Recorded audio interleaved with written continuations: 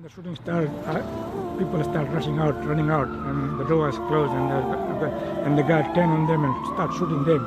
So I knew I had no chance.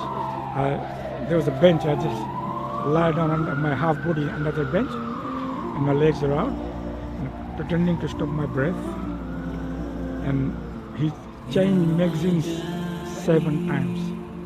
And I start bang, bang, bang, and then when the bullets finished, then he starts changing the magazine, and then again. So the mosque is in about few compartments. So he went to all different compartments, and he shot everyone. I was in the